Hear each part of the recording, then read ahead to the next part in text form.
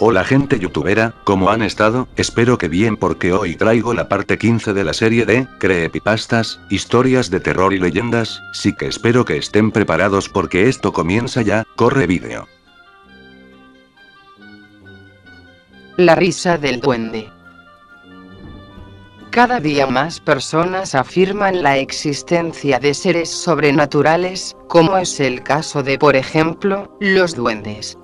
Tanto es así, que existen todo tipo de cuentos populares que llegaron a nuestros días y nos indican la existencia de los mismos. Laura era una joven de apariencia valiente, que afirmaba no temer a nada. Vivía en un pequeño pueblo de Chile y cada día iba sola al colegio. De hecho, desde que tenía apenas 8 años de edad, regresaba a casa en la compañía de su hermano pequeño que tenía 7 años.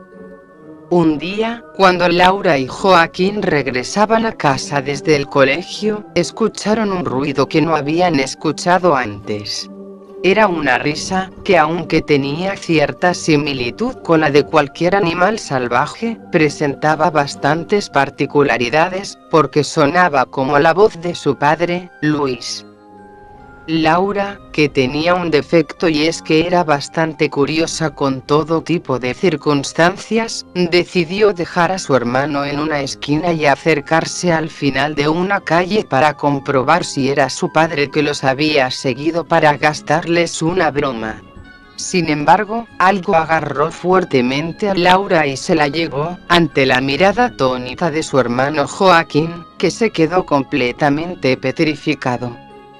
Después de aquel suceso, Joaquín volvió a casa pero tenía tantísimo miedo de aquello que había visto al final de la calle, que apenas podía explicar lo sucedido a sus padres. Con el paso de las horas, finalmente pudo explicar lo que vio con sus propios ojos a sus progenitores y se organizó una búsqueda para traer de nuevo a la joven a su hogar, entre los vecinos de la población. Días de búsqueda después, se pudo recuperar la mochila de la joven Laura y un charco de color rojizo fue visto cerca del lugar, pero nunca más se volvió a saber de Laura. Hoy día, los niños ya no van solos al colegio, sino que son sus padres los que los acompañan o bien llevan en sus vehículos, ante la posibilidad de algo malévolo en las calles de la población. Sin embargo, a pesar de haber tomado infinidad de medidas para preservar a los pequeños, no se sabe nada del paradero o qué le sucedió a Laura. Cada año con la llegada de la Navidad desaparecen 7 niños y se piensa que se trata de un duende que los captura para que trabajen en su mina. Si escuchas una risa que te suena familiar, por favor, no te acerques y simplemente corre con todas tus fuerzas.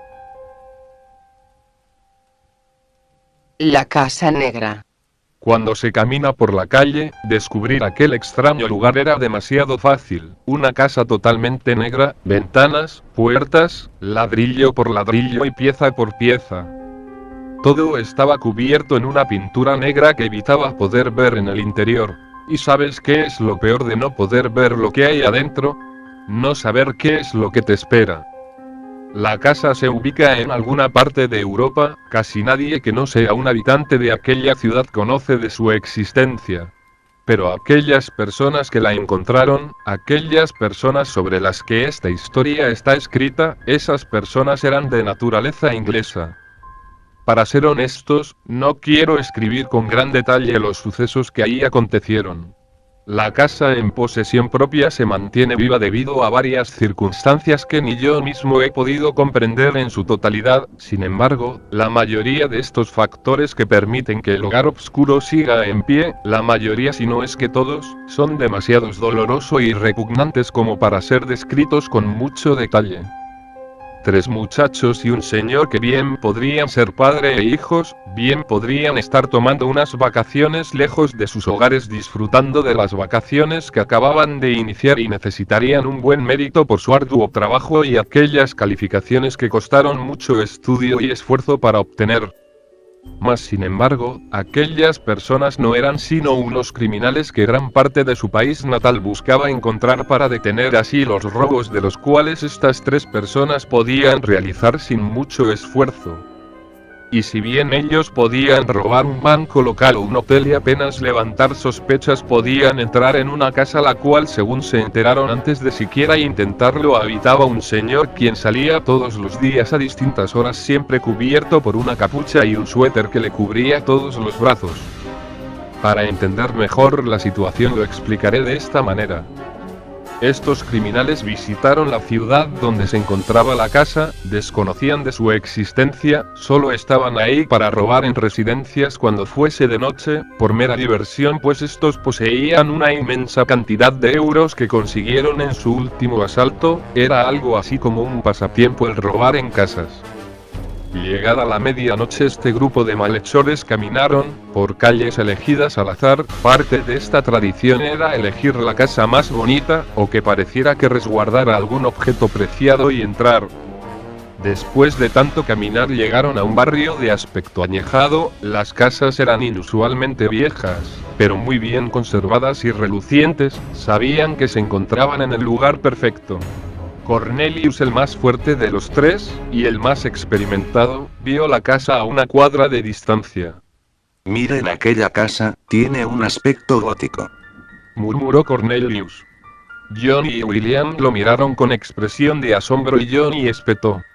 Hombre, esa casa no tiene buena pinta, dudo que consigamos algún objeto útil de ese lugar, ni siquiera pienso que alguien viva ahí, es toda de color negro. ¿O no será que consideras esa casa muy aterradora?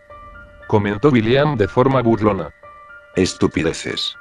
Puedo entrar a esa casa si quiero, alguien como yo no tendría miedo a un lugar así. A partir de aquí centraremos la historia en Cornelius. Y así los 3 se dirigieron hasta la casa, William y Johnny forzaron la cerradura de la puerta delantera con un par de ganzúas, mientras que Cornelius decidió trepar por una de las casas aledañas, y desde ahí bajó al patio trasero de la extraña casa de negro. Las plantas, el piso, las paredes, hasta el agua encharcada que se encontraba ahí, era todo negro. Cornelius empezó a tener un mal presentimiento sobre el lugar. La puerta que conectaba el patio con la casa era solo una reja sin seguro, la abrió y esta hizo un chirrido que retumbó sus oídos, espantado porque alguien lo descubriera cerró rápidamente mientras entraba. El lugar seguía en completo silencio, quizá no se encontraba nadie en casa, así que se confió y sacó una linterna de su chaleco, la encendió y empezó a caminar. El interior estaba hecho completamente de madera con gruesas capas de pintura negra, no habían muebles, pero tenía un aspecto tan impecable que alguien debe de estarla habitando.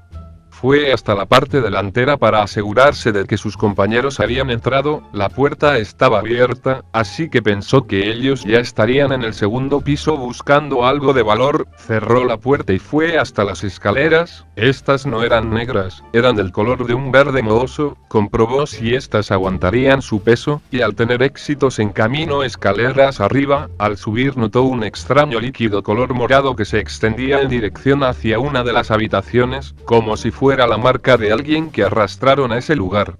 Cornelius era una persona muy decidida y confiada, así que sin pensarlo se acercó a esa habitación, la abrió y dentro se encontraba una anciana vestida con ropa de tonos oscuros sentada en una mecedora observando una ventana que daba a la calle. Esta le ignoró completamente, su piel secretaba este líquido morado y viscoso, trató de regresarse, pero la puerta se azotó de un portazo, acto seguido la anciana comenzó a derretirse, hasta desaparecer, colándose entre los orificios de la madera del suelo. Cornelius espantado se acercó pero ya había desaparecido, al virarse en dirección a la puerta notó que parecía una extraña mutación entre el cuerpo de un mono con la cabeza de un bebé humano en estado de putrefacción, la obscuridad de la habitación le impedía ver con más detalle al espécimen. Esa cosa se acercó a Cornelius con pasos lentos pero firmes, mientras él, tembloroso, daba pasos inciertos hacia atrás sin apartar la vista del bebé mutante. Estaba acorralado con la espalda contra la pared, cuando el bebé se acercó más a Cornelius, justo antes de que la luz de la noche del exterior iluminara a esa cosa, se convirtió en un extraño anciano que llevaba una gabardina negra, su piel era pálida y su cabello de un gris intenso. Soltó un feroz gruñido que causó que Cornelius se cayera. Este le lanzó su linterna, pero casi a una fracción de segundo de que la linterna siquiera tocara su piel, el área atacada se convertía en una especie de masa gelatinosa evitando hacerle daño. Ese hombre tomó de la mano de Cornelius y lo aventó contra la pared. La madera no aguantó el impacto de su peso y terminó atravesándola. Cayó sobre otra habitación aledaña. En ella pudo observar cómo toda la habitación estaba repleta de sangre, y en el centro se hallaban las cabezas de sus amigos sobre un pequeño montón de sesos y órganos. No pudo contener el asco que sentía y vomitó en el suelo manchando parte de sus zapatos. Cuando logró calmarse, vio que el hombre seguía en la otra habitación. Se despistó por un momento y para cuando volvió su mirada hacia el hombre, él ya no estaba ahí. Se alejó de aquel cuarto lo más rápido que pudo y corrió hasta la entrada. Al abrirla, William y Johnny le tapaban el paso. Estaban vivos, si es que se les puede llamar así. Su vestimenta ahora era negra, sus ojos ya no estaban, fueron reemplazados por dos bolas viscosas negras, y su boca se encontraban con muchas cortadas. Lo tomaron de los brazos y lo arrojaron de vuelta al interior de la casa.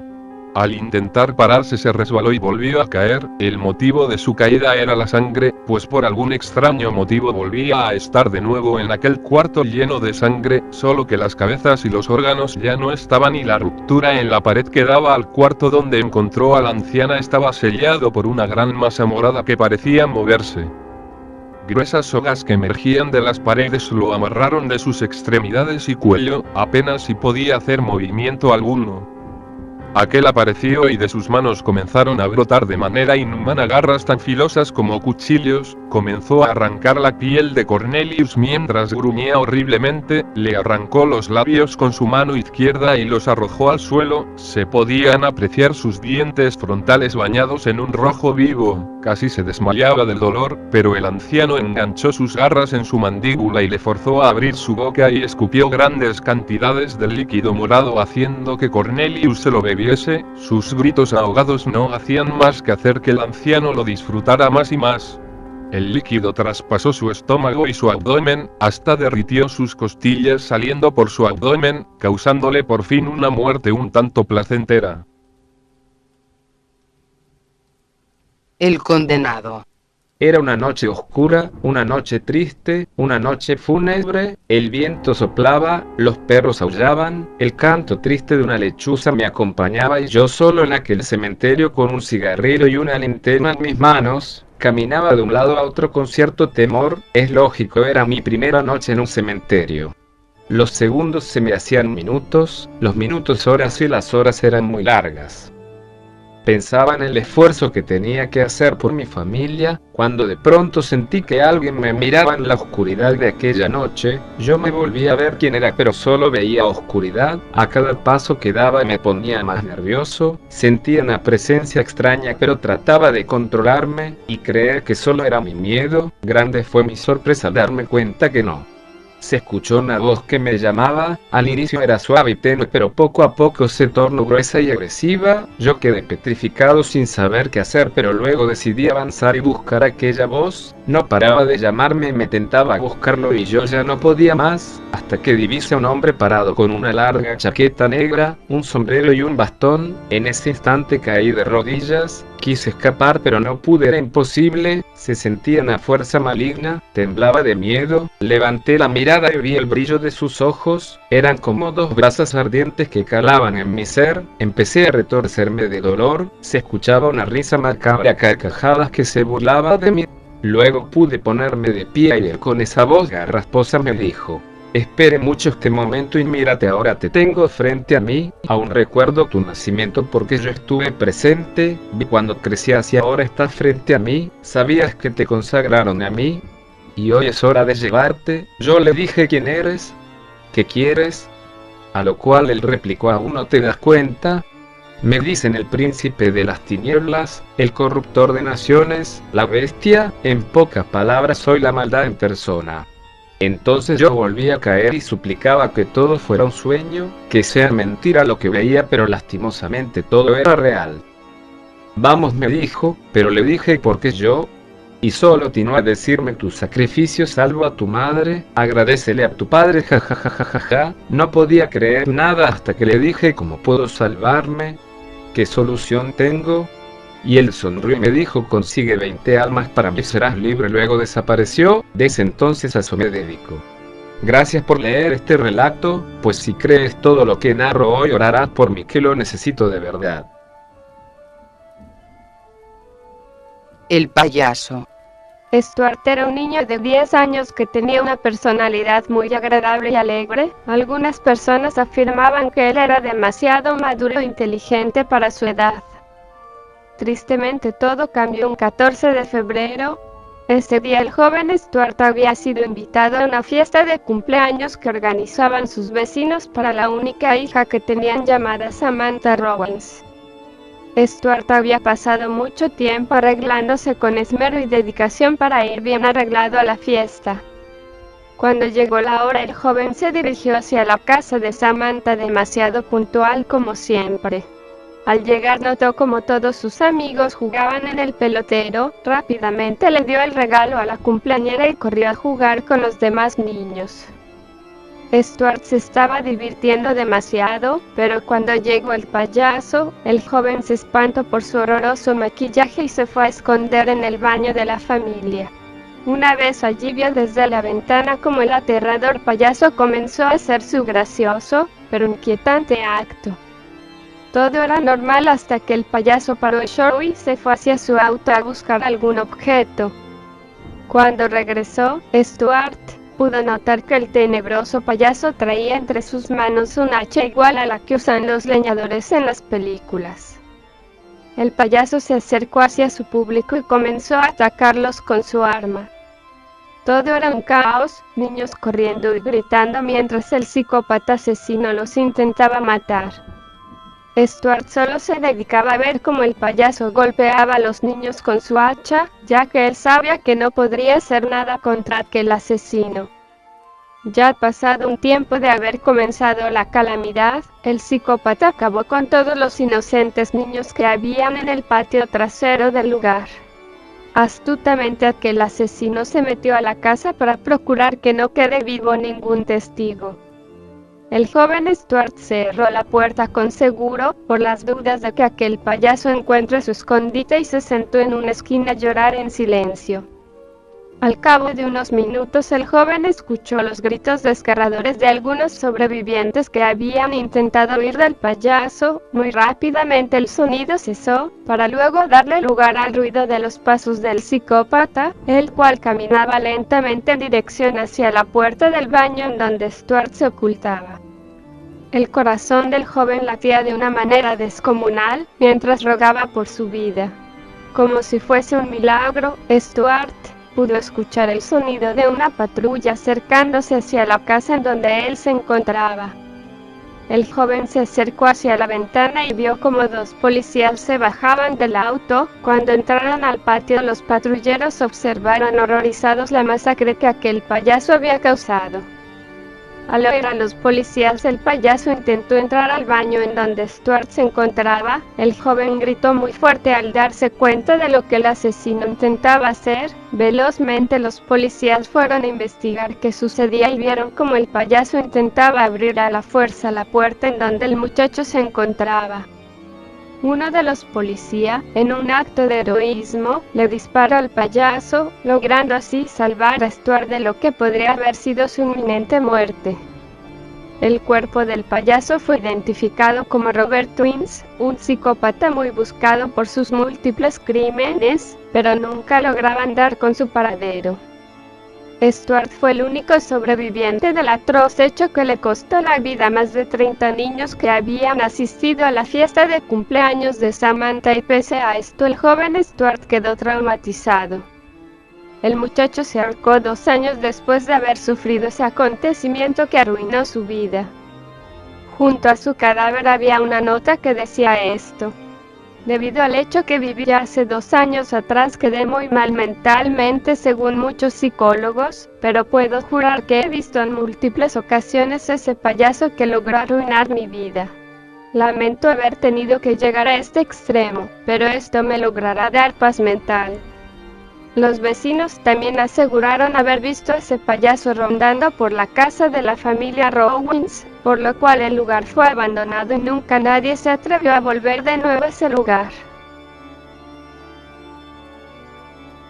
La niña de las monedas. Existe una antigua casa del centro de la ciudad que se dice está encantada y cuentan que en ella hace mucho tiempo vivía una familia acomodada que tenía una hija pequeña y varias criadas a su servicio. Una noche mientras la niña dormía escuchó unos ruidos en el pasillo, abrió lentamente la puerta de su cuarto para mirar el pasillo que comunicaba las habitaciones, un enorme, largo y oscuro corredor lleno de cuadros y enlosado. Al final del pasillo la niña vio lo que parecía un niño de su edad levantando una de las losetas y metiendo algo dentro de un hueco en el suelo. La niña no podía creerlo, lo que vio relucir en la mano del muchacho al pasar por la tenue luz que entraba por la ventana eran monedas de oro. Cuando el niño se fue salió y se dirigió hacia allí. Entonces apareció una de las criadas con una vela enorme que también había visto lo que había pasado y quería sacar partido. Decidieron que no dirían nada a nadie, todas las noches se acercarían y con la ayuda de la luz de la vela levantarían la loseta y sacarían las monedas hasta acabarlas. Cada noche, la niña, que por su tamaño cabía dentro, se metía por el hueco bajo la loseta e iba dando monedas a la criada, quien las iba guardando en un enorme saco. Las noches pasaban y aquel tesoro parecía no acabarse nunca. Cada noche que pasaba la vela iba consumiéndose más y más, pero las monedas seguían saliendo a pares y no querían dejarse ninguna.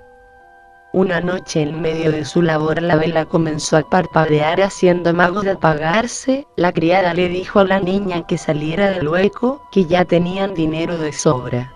La niña le hizo caso y abandonó el escondrijo, pero en el último momento una moneda cayó del saco al hueco y, en un acto de avaricia y sin pensárselo siquiera, la muchacha se metió de nuevo en el hueco. La criada intentó agarrarla pero no pudo, mientras le gritaba que por favor saliera de allí y dejara la moneda, pero en medio de ese griterío la vela terminó de apagarse.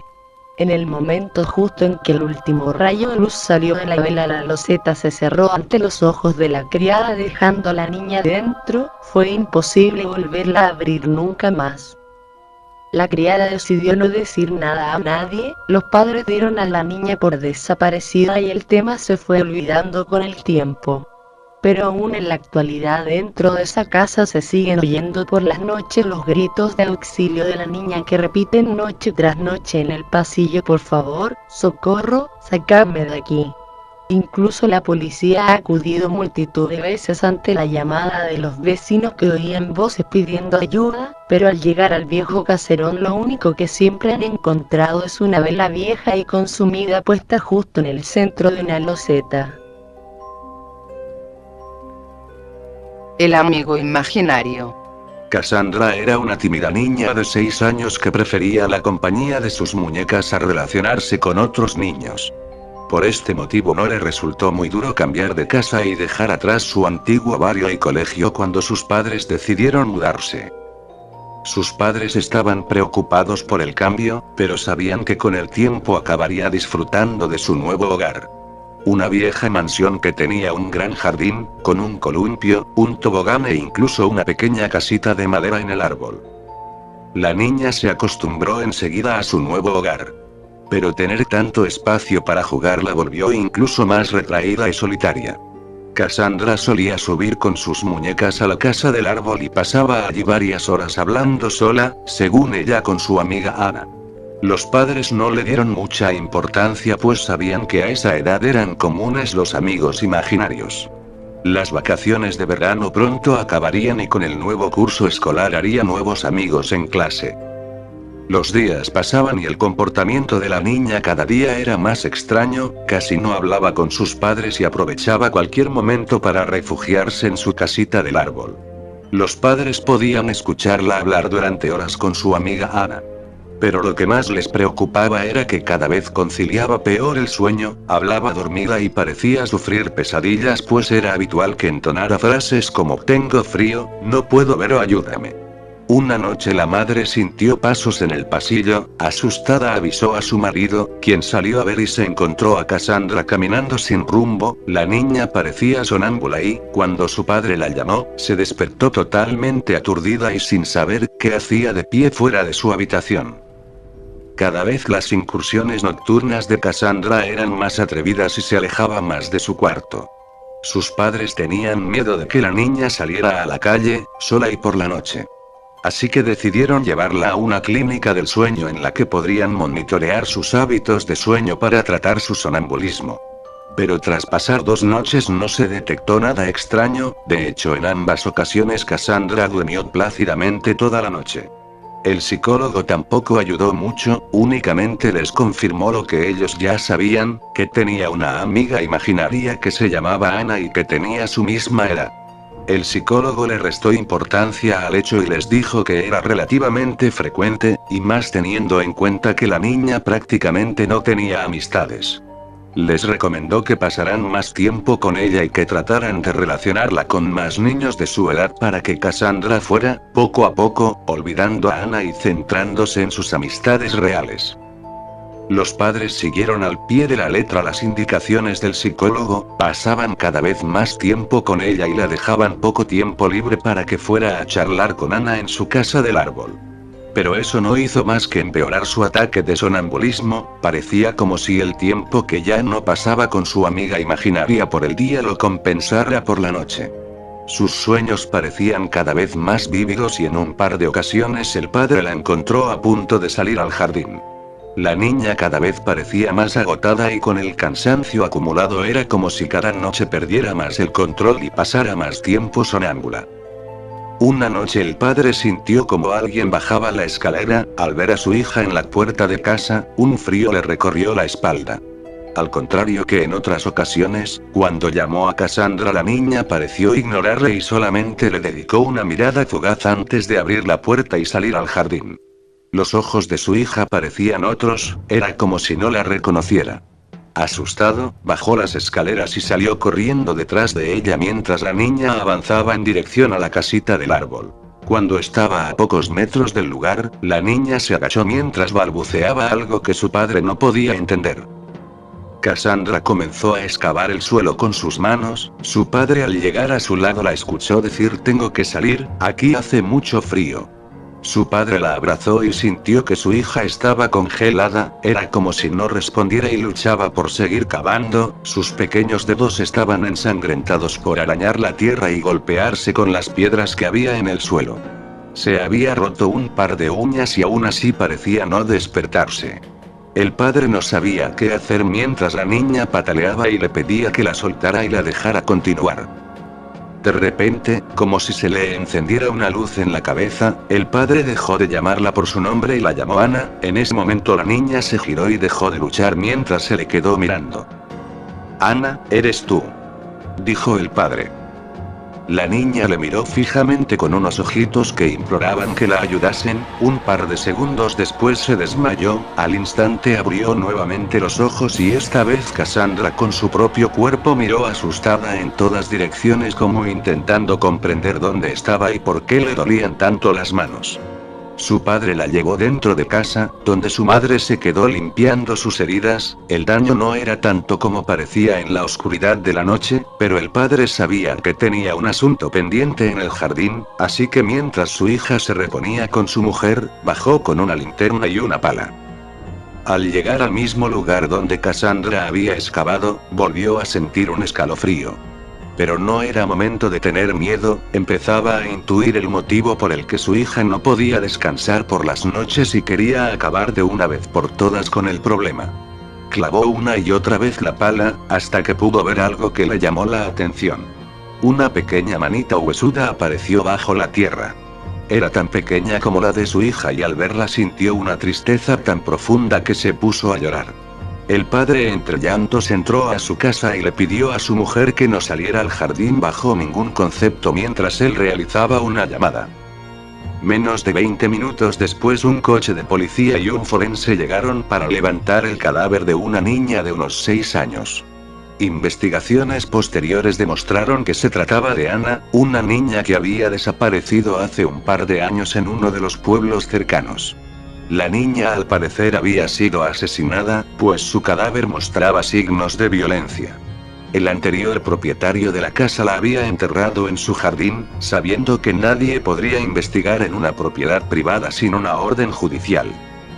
Ana nunca más se comunicó con Cassandra. Parece que, al desvelarse su asesinato y detenerse a su asesino, por fin pudo descansar. Pero Cassandra siempre guardaría el escalofriante recuerdo de cuando hablaba con un espíritu que no podía descansar. Nota. Siempre se ha creído que los niños tienen un don especial para ver los entes del más allá.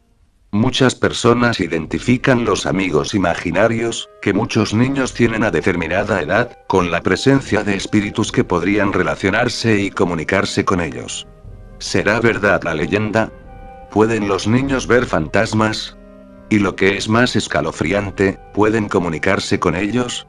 Por si acaso la próxima vez que tu hijo, tu sobrino o tu hermanito hable solo y sientas un frío recorrer tu espalda, ponte a temblar porque un fantasma podría estar muy cerca.